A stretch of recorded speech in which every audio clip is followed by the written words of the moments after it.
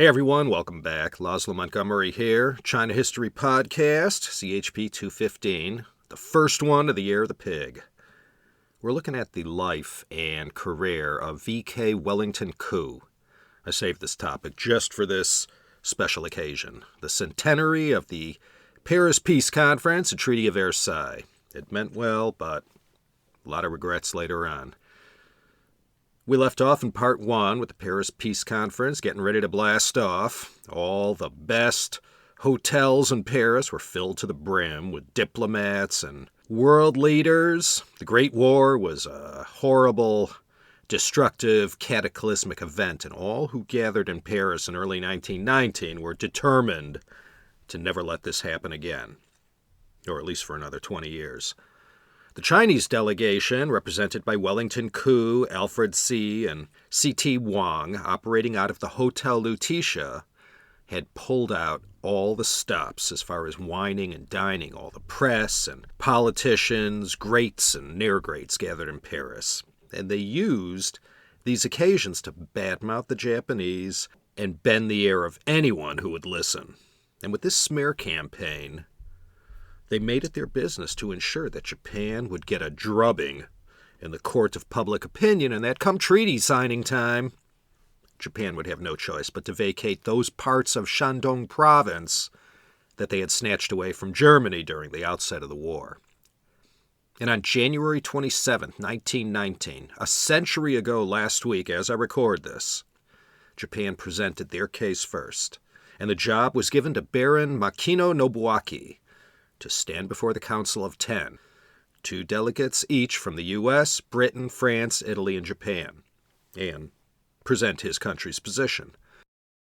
The 58-year-old Baron Makino made quite a compelling case, and after he had finished addressing the Council, there was absolutely no ambiguity where Japan stood on the Shandong question. Baron Makino said, this whole thing had nothing to do with China, and they should just butt out. This matter in Shandong, legally and diplomatically, was solely between Japan and Germany. And all those territories controlled by Germany before the war, this leased territory of Jiaozhou, together with the railways and other rights possessed by Germany with respect to Shandong province, should be handed over to Japan. No beating around the bush for Baron Makino. It was only around this time that Wellington Koo and the rest of the Chinese delegation learned of their government's perfidy in signing that secret agreement known as the Nishihara Loans with Japan in September 1918. That was Baron Makino's ace in the hole, and he had played it during his speech before the council. It was quite shocking, not to mention upsetting when this got out. You could almost call it a game changer. The Chinese delegation were looking at each other asking, and did you know about this? You see, Japan was out to right a wrong from 1895. After winning the Liaodong Peninsula following the First Sino-Japanese War, you'll recall Germany, France, and Russia all teamed up to form the Triple Intervention, and after they stamped their feet and shook their heads, Japan had to surrender this prize to Russia until they got clobbered in the Russo-Japanese War, and then this strategic portion of Liaoning province ended up in Japan's possession. But Japan thought they had gotten shafted and disrespected by these Europeans in 1895, and they never forgot it. Now it was 1919, and they were not going to let any European nation deny them for a second time. The opposition to Baron Makino's speech from the Chinese side was predictably fiery. Besides this 60-member delegation from China, there were also a lot of vocal Chinese students in France, about 13,000 of them. They were following this closely and became a constant presence, demonstrating and protesting against Japan. So Wellington Koo gave China's reply the following day, January 28th, 1919. He delivered a very convincing argument and got a chance to utilize the entirety of his top-drawer education, oratory skills, and mastery of international law, not to mention the history of this moment in time. It was considered his finest performance on the world stage. First time out at bat, too. Koo argued that all these signed agreements that Baron Makino had went on about the day before, all were signed under duress, with a gun to China's head. I read that when Koo mentioned the 21 demands that Japan forced on China in 1915. David Lloyd George didn't even know what they were. Talk about an uphill battle. But Wellington Koo hit all the right notes in his speech, mentioning all of the principles held so dearly by Woodrow Wilson, about any nation's right to self-determination. Throughout his oratory, he kept Wilson's 14 points in the back of his mind, knowing this was going to be the hook that allowed Wilson's sympathies to fall in line with China's position. It was a masterful performance.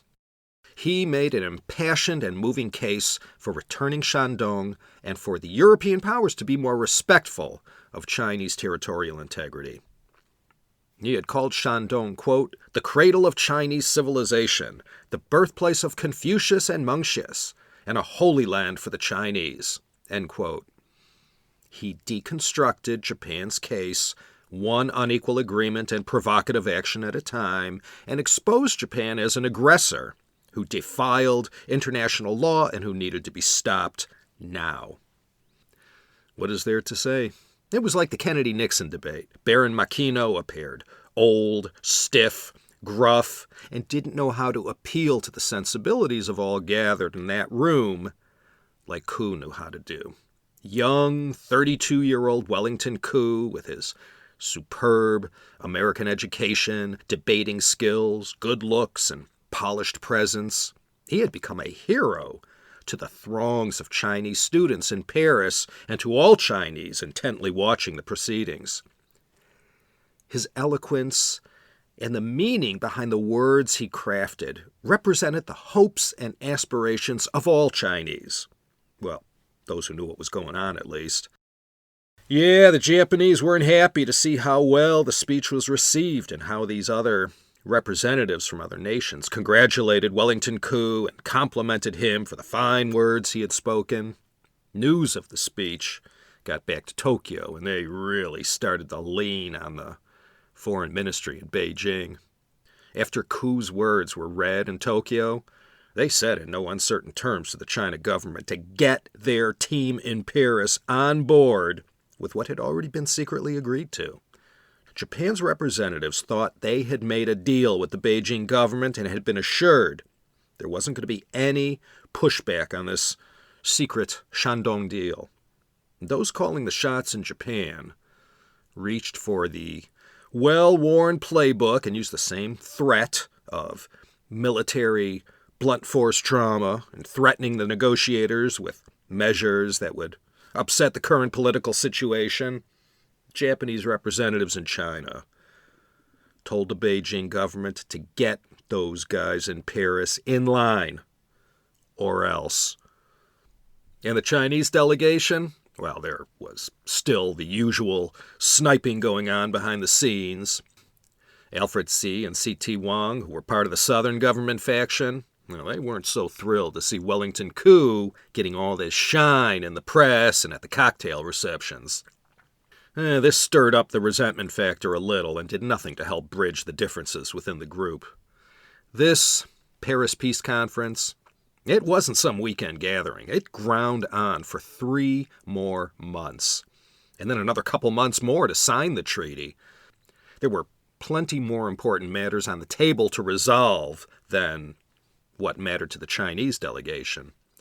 But as far as the Chinese delegation, all the Chinese students on the streets of Paris, all Chinese everywhere who were cognizant of what was going on in Paris, it all boiled down to one thing and one thing only: the Shandong question.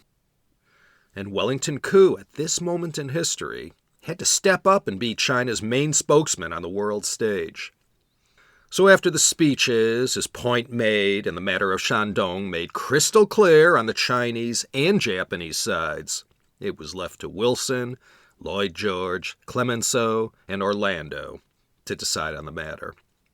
As I said, the British and French, their minds were made up.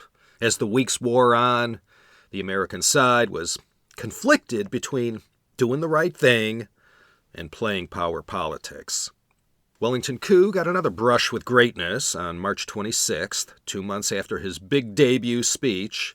In this meeting with the American president, and again 3 weeks later on April 17th, Wilson gave Koo sufficient assurances that he was going to take care of them. But you know how it is when you need someone to go to bat for you, and they assure you in a very unassuring way that they'll take care of you. That's where this was at.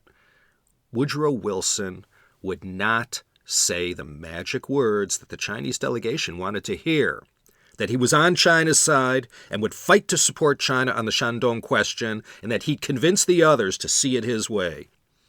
Nothing like that was forthcoming.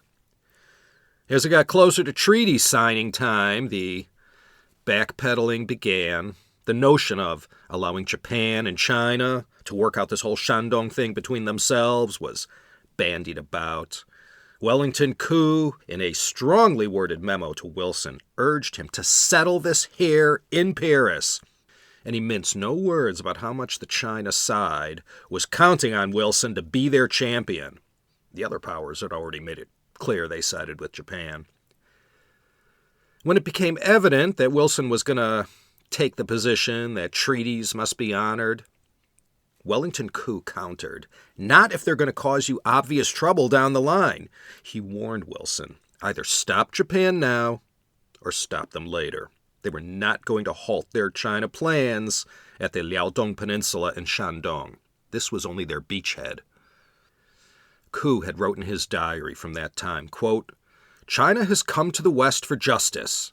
If she should fail to get it, the people would attribute the failure to the attitude of the West, which declined to lend a helping hand to China merely because some of its leading powers privately pledged to support Japan." End quote. And all this time, while the Chinese side was schmoozing all the diplomats and influencers among the leading powers, the Japanese team didn't just roll over and die. They, too, were playing for keeps.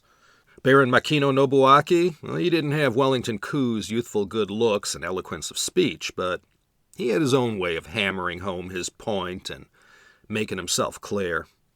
On April 24th, 1919, in the final moments, he came straight out and said, if Shandong got handed to China, they weren't going to sign the treaty. And he had all the ammo he could have ever dreamed of as far as pointing to all the unequal treaties the West had made China sign. Baron Makino, well, he didn't use these words, but he was asking, why is it that the British, Americans, and French could screw China, but Japan couldn't? It was a difficult point to refute. 2 days before, on April 22nd, 1919, at Le Palais de l'Élysée, Wilson tried to reason with Baron Makino and desperately sought out some sort of compromise. But Makino had drawn his line in the sand. Decide in favor of China on the Shandong question, Japan walks. Goodbye, League of Nations. All this time, Japan had been calling for the inclusion of this racial equality clause in the League of Nations. Any staunch imperialist wouldn't like that. Not if they were European, anyway. 100 years ago, in 1919, they weren't prepared to accept such an idea, and the Japanese side was always rebuffed on this point. But they kept hammering Wilson, and even said, put this racial equality clause into the League of Nations, and we'll back off on Shandong. Yeah, they knew Wilson wasn't going to do that. Asians, blacks, same as whites? I don't know. The prevailing imperialism model would take a huge hit if that was agreed to. Wellington Koo made his final, desperate appeal before Wilson, Clemenceau, and Lloyd George, but he got rebuffed again. Wilson, in his infinite wisdom, decided in the end to kick this can down the road a piece and settle it later. Bottom line, once again, we must respect treaties. Koo had warned Wilson if this was how it was going to be, he was going to alienate China from the West and they'd go take their chances somewhere else.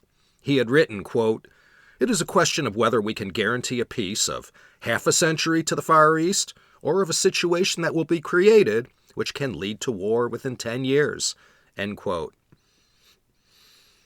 They even brought in a sacred cow, Arthur Balfour, to try and mediate a solution. He had just made his famous Balfour Declaration 2 years prior. Anyway, he tried, but Japan's negotiators were not budging. And so, you know how this all ends. April 26th, 1919, final offers were made. Everyone was exhausted, grumpy, and anxious to get home. Woodrow Wilson had spent almost 5 months overseas. Can you imagine a president doing that today? I mean, he was ailing from arteriosclerosis and only had 5 more years to live. He threw in the towel. 4 days later, on April 30th, the final document was confirmed. All the pleas and warnings made by Wellington Koo and the Chinese side by this time were falling on deaf ears. Treaties had to be honored, was the bottom line. And if Duan Qirui and his regime cut secret deals with Japan in 1917 and 1918, that was China's problem, not the Allied powers. Article 156 of the Treaty of Versailles, the Shandong question, was decided, and the territories went to Japan. And as far as China's contribution to the Allied war effort, all those laborers, ironically mostly from Shandong province, the Chinese Labor Corps, in the end, it was all for nothing. No one cared or respected their sacrifices and contribution. And so, all eyes were on Wellington Koo. Was he going to sign or not sign the Treaty of Versailles? The decision wasn't his, of course, but he was the one who had to ink his signature to the document. Now, mind you, it was a done deal end April, but the final signing didn't happen till June 28th. Even after the decision had been made regarding Shandong, the Chinese delegation still made final attempts to warn anyone who would listen of their error.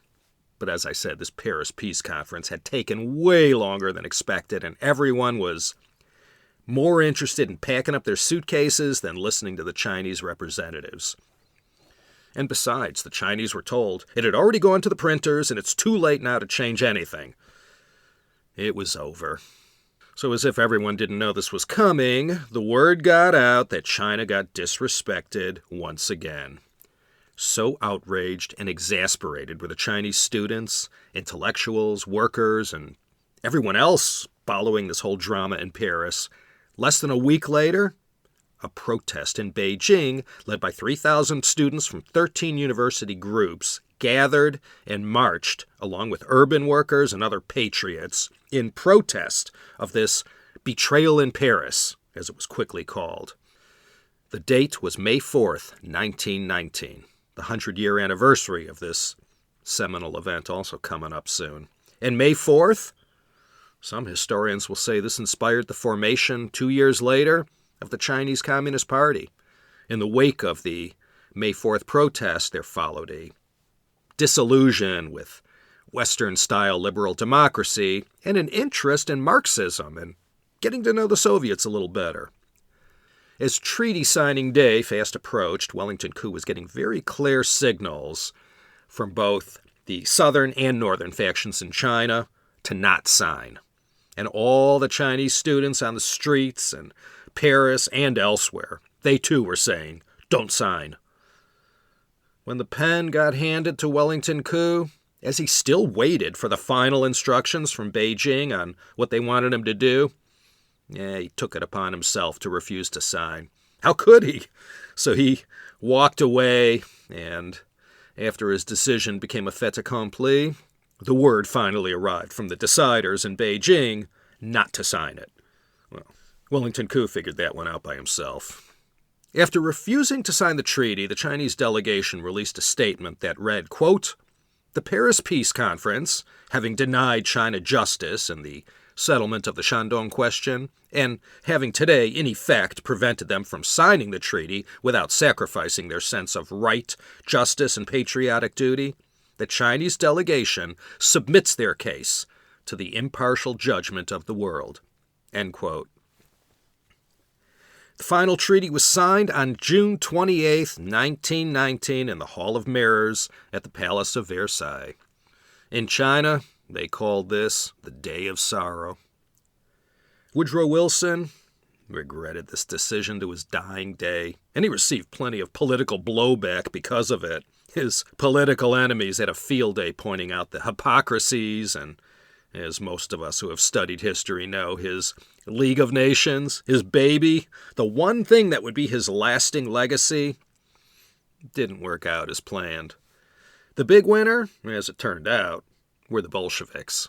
With this strong wind of discontent blowing all over China, the Soviets unfurled their sails and rode that breeze all the way into the 1920s and 30s. They quickly got the Comintern all established and sent them down to China to take advantage of the situation. If it was in the interests of the Western powers and Japan to keep China weak and divided, the Soviets knew there was an opening for them to cozy up to their neighbor to the south. If I may quote the great Paul French, quote, "Japan's diplomatic victory in Paris was simply to remind the Europeans of their own aggressive land snatches and imperialist history, and embarrass the Americans with the reality of their own imperfect, segregated society." End quote. So that was all over. Wellington Koo was now a well-known name in the world of international diplomacy. His second wife had passed in November 1918 during the Spanish flu pandemic. Not long after, around the time of the Paris Peace Conference, Koo began courting a woman who was to become his third wife.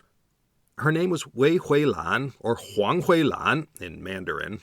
She was the daughter of a hugely successful Chinese-Indonesian trading baron.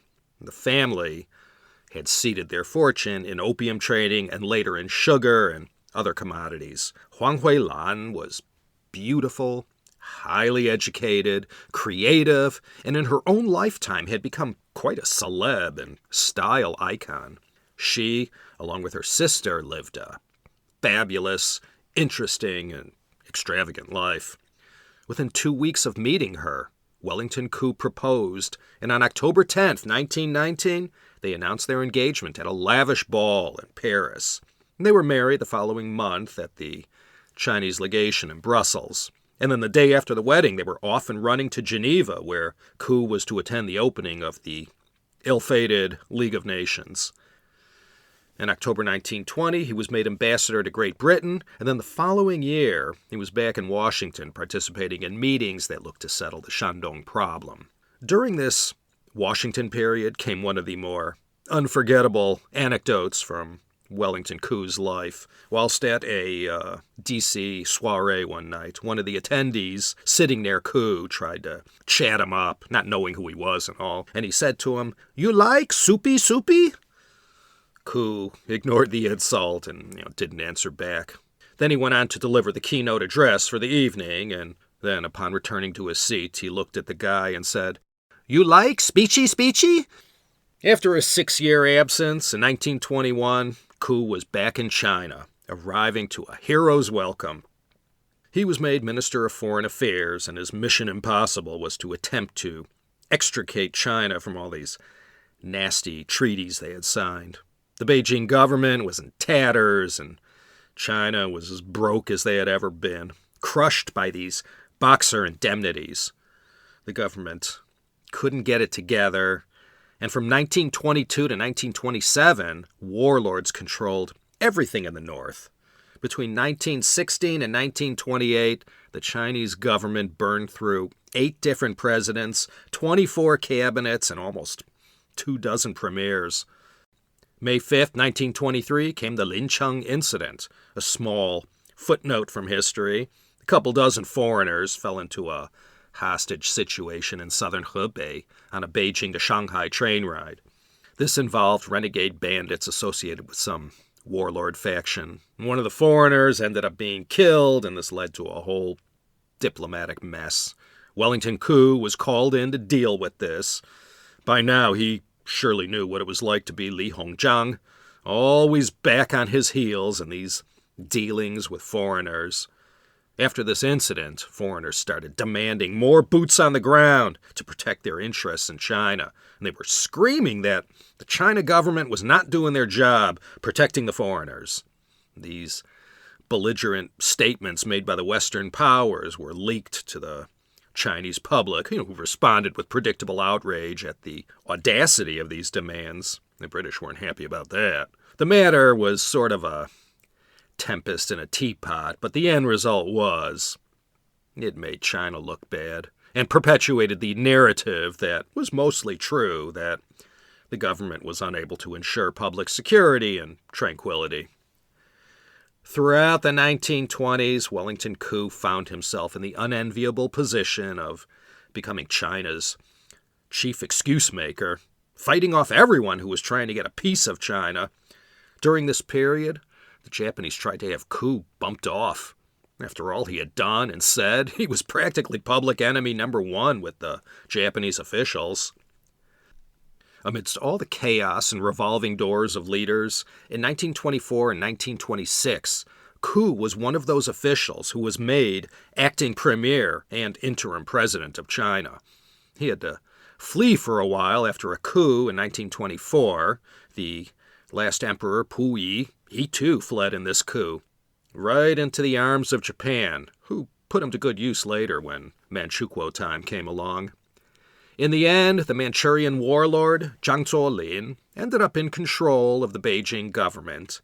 And then, in 1925, Sun Yat-sen took a train up north to try and work out some kind of reconciliation with the northern government. But on March 12, 1925, he succumbed to liver cancer and died while staying at Wellington Koo's home. And with Sun Yat-sen's passing, the Chiang Kai-shek era began. The first thing Jiang attempted was to rid China of these warlords. His answer to this problem that had dogged China for a decade was to launch the Northern Expedition in 1926. When the nationalist troops arrived in Beijing in June 1927, Koo decided it was time to retire. Being so high profile and so closely associated with the northern faction in Beijing, Koo knew his fortunes with the southern government were not good. When they made a move to go after him and put a warrant out for his arrest, he fled to Weihai Wei, where the British were still in charge, and sought refuge there. From there, he went into exile for 18 months until Marshal Jiang Zuolin got blown up by the Japanese, June 4th, 1928. His son, Zhang Xueliang, the young marshal, he took over, and he acted as Wellington Koo's protector and brought him back into the government as foreign minister in 1930. Then the following year, 9/18/31, Mukden incident. All eyes were watching what was happening in Manchuria. In his capacity as China's top diplomat, Wellington Koo got selected to attend the Lytton Commission, assembled by the League of Nations. And this commission was tasked with looking into Japan's seizure of Manchuria. Wellington Koo was the loudest voice at the gathering and strongly condemned Japan for its actions, which he told everyone was just the beginning. He turned out to be right about that. October 1932, the report came out, and the Lytton Commission concluded the Japanese were the aggressors, and that Manchukuo, proclaimed earlier in the year on February 18, 1932, that wasn't no country. It was merely a puppet state, and all that meant. Ooh boy, the Japanese delegation didn't like that. On that day, in February 1933, they all got up out of their seats and filed out of the League of Nations in protest, proving Woodrow Wilson's greatest legacy was, as they say in Chinese, 废纸, waste paper. And I read, as the Japanese delegation all slowly marched out of the conference hall in protest, Madame Wellington Koo, the glamorous and talented Huang Huilan, she was up in the gallery watching the proceeding, and as they walked out, there she was, standing up and applauding. She was quite a lady. I'll post a link to her autobiography in my show notes if you would like to know more about her. It's available in Chinese and English.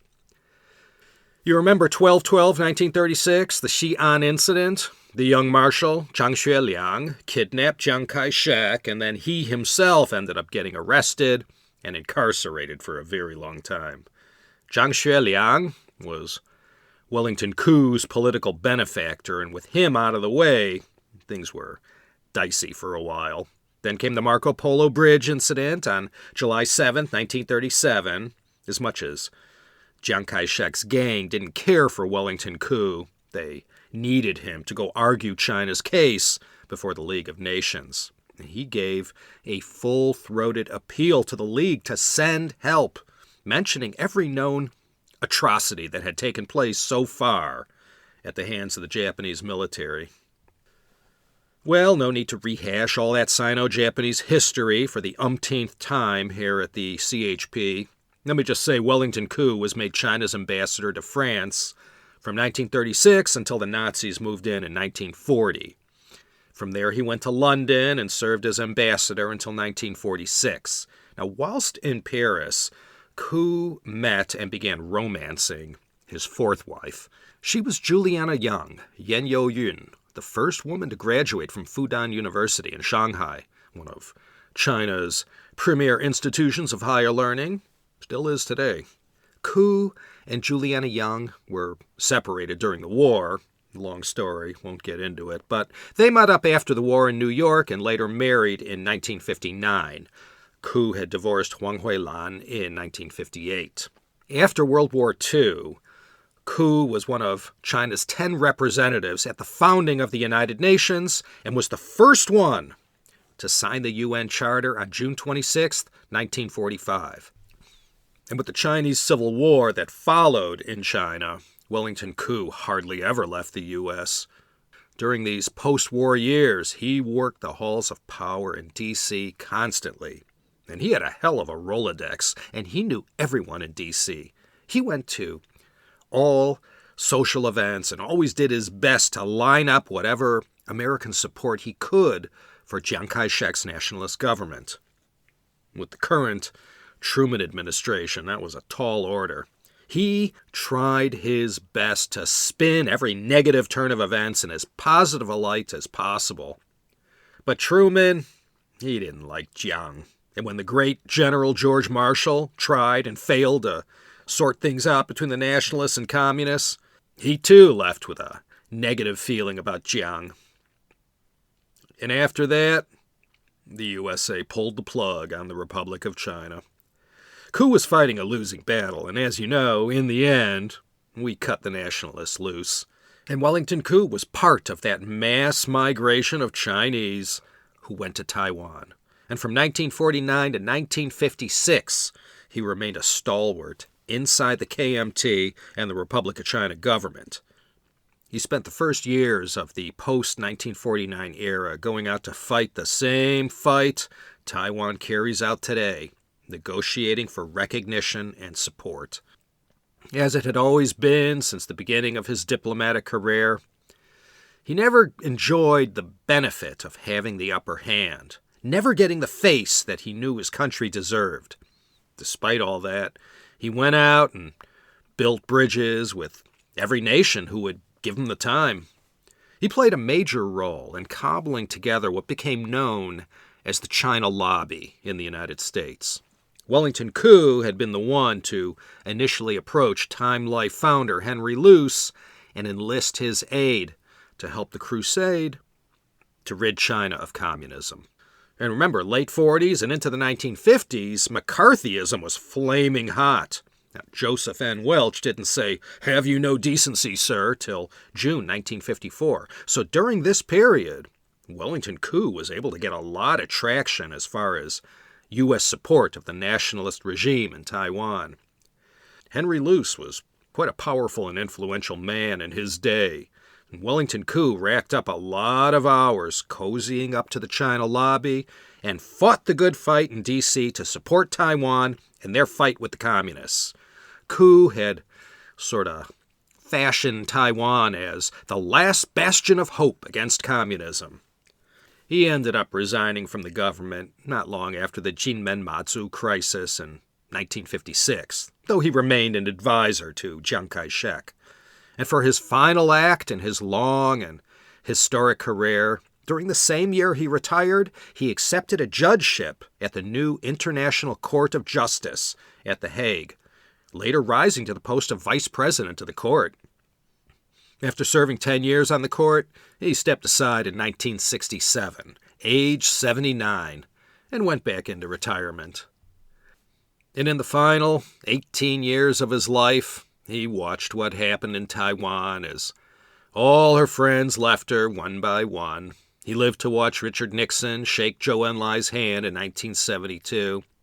And he lived to witness the act that we celebrate this year in 2019, 40 years ago, when the American and Chinese leaders, Jimmy Carter and Deng Xiaoping, signed the document that normalized relations between the U.S. and PRC.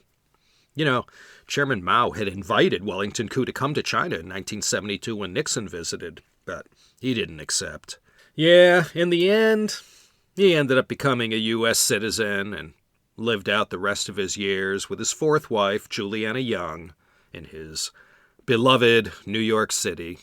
You know, she had 3 daughters from her first marriage to Chinese diplomat Yang Guangsheng, and one of these daughters is the legendary Chinese-American Shirley Young, a businesswoman of great renown and a founding member of the Committee of 100.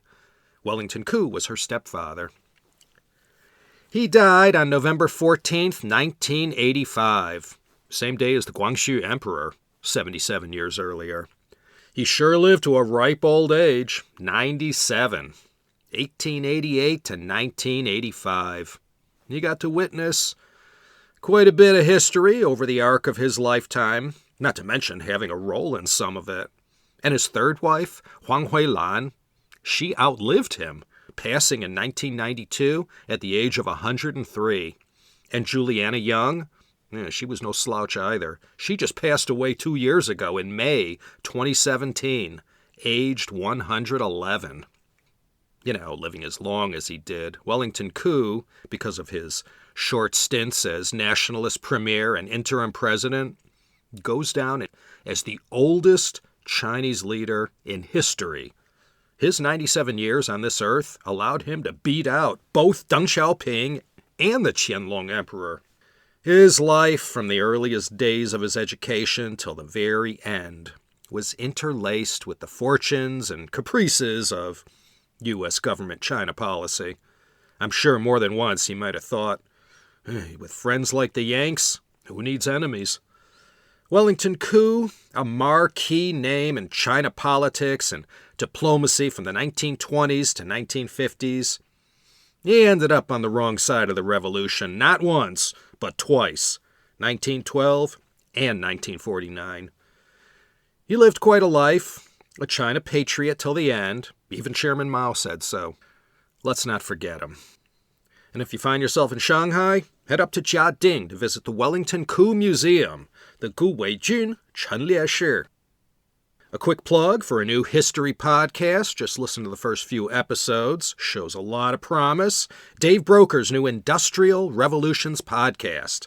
Guess what it's all about? It's in all the podcast apps. The Industrial Revolutions podcast. Personally recommended by yours truly. Laszlo Montgomery signing off from La Cité des Anges, Los Angeles, California, once again, and as always, imploring you to please come back again next time for another exciting episode of the China History Podcast.